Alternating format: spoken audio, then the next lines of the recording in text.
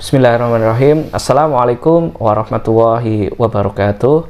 Alhamdulillah bertemu lagi dengan kami di Ustadz Agung Menjawab, yang tentunya insya Allah pertanyaan-pertanyaan yang sudah disampaikan oleh teman-teman netizen ataupun juga jamaah melalui media sosial Dompet Al-Quran Indonesia ataupun media sosial Ustadz Agung Cahyadi akan kita jawab, akan kita sampaikan jawabannya pada kajian kali ini.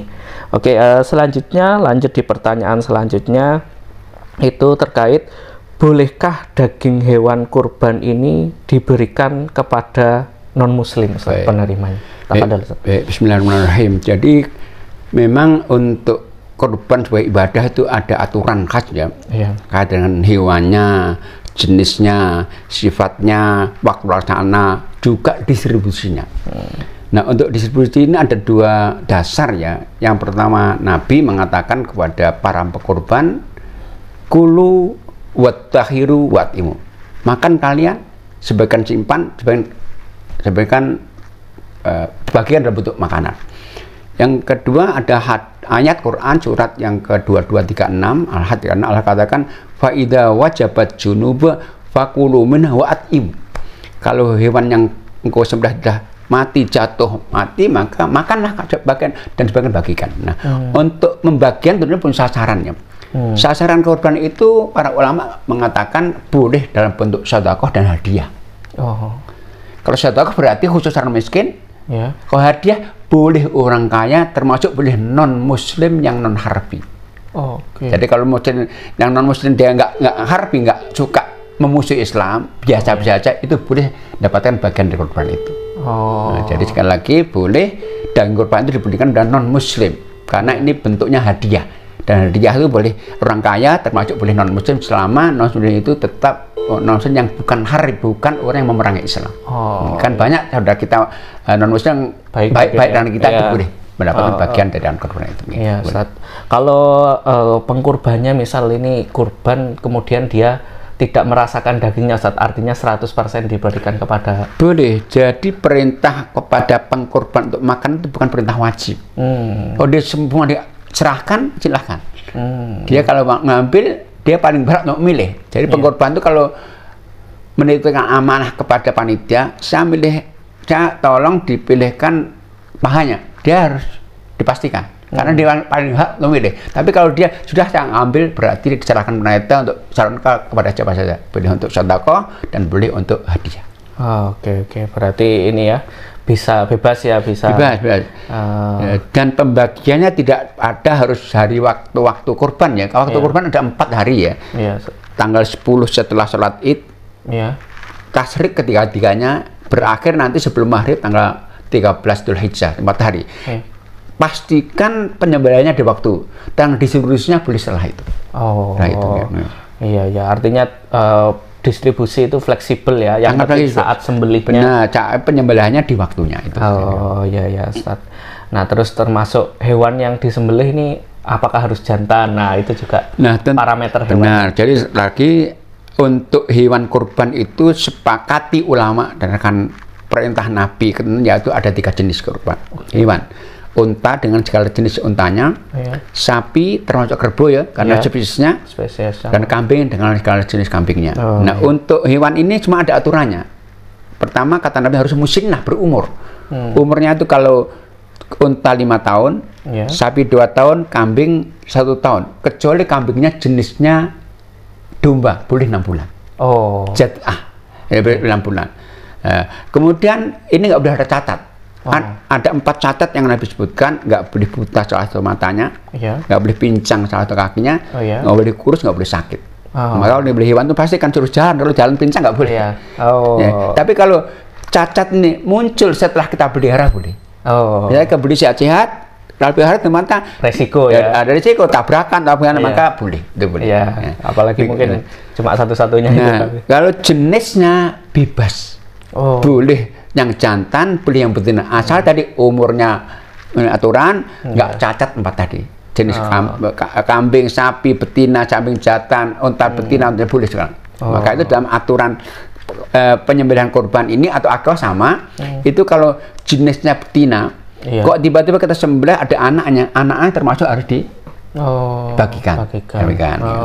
Berarti saat hamil. Ya mungkin hamil, nggak tahu, mungkin ternyata kita sembelih ada janinnya tuh. Iya. Itu disembelih lagi, kalau hidup langsung dibagikan juga.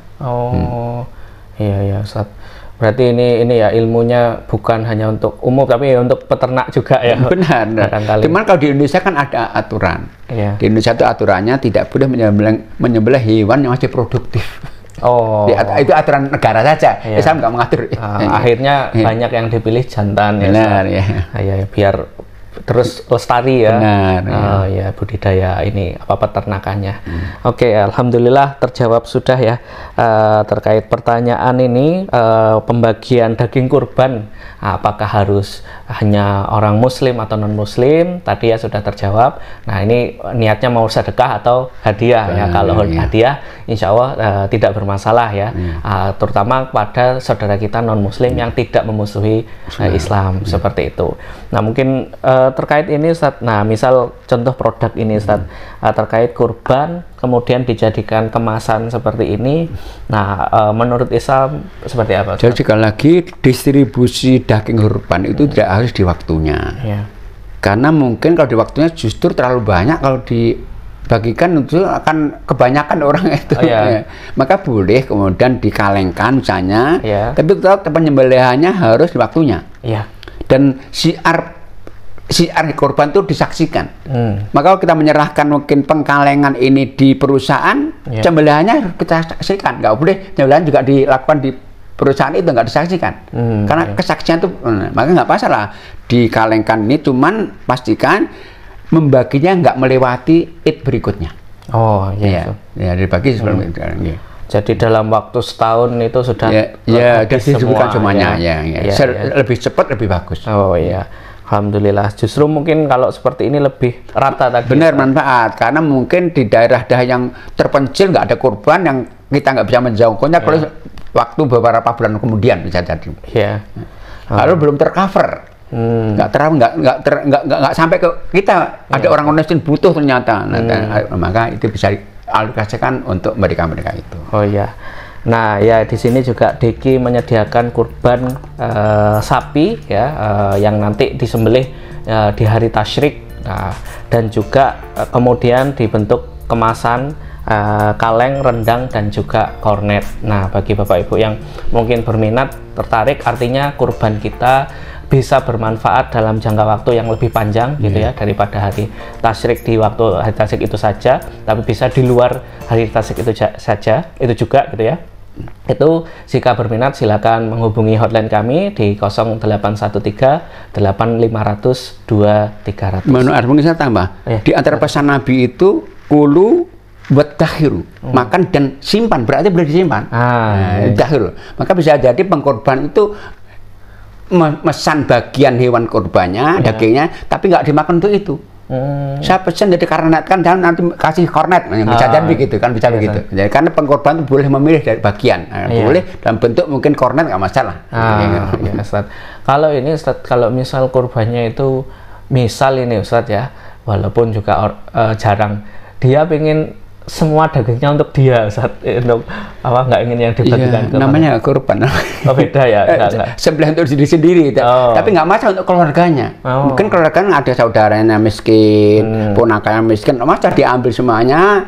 Tapi sebenarnya begini, sebetulnya kurban itu pengelolanya yang korban sendiri. Kalau dia menitipkan kepada panitia, nah dia harus menanggung biaya operasionalnya. Betul. Nah maka kalau dia memang mau untuk kepentingan diri sendiri, kenapa dititipkan? Mereka dikelola sendiri saja, untuk keluarga besar nggak masalah, itu nggak masalah. Iya. Artinya ya memang ini juga jadi pembeda ya, antara kurban ya yang memang diniatkan kurban dengan menyembelih sendiri gitu ya. Alhamdulillah terjawab, kecuali mungkin tadi ya penerima dagingnya saudara-saudaranya. Oke. Alhamdulillah terjawab sudah pertanyaan dari netizen terkait bolehkah kurban kita dibagikan kepada orang-orang di luar muslim ya, atau orang-orang non muslim. Alhamdulillah kurang lebihnya mohon maaf dari kami, mudah-mudahan jawabannya bisa menjawab dan bermanfaat. Billahi taufik wal hidayah. Assalamualaikum warahmatullahi wabarakatuh.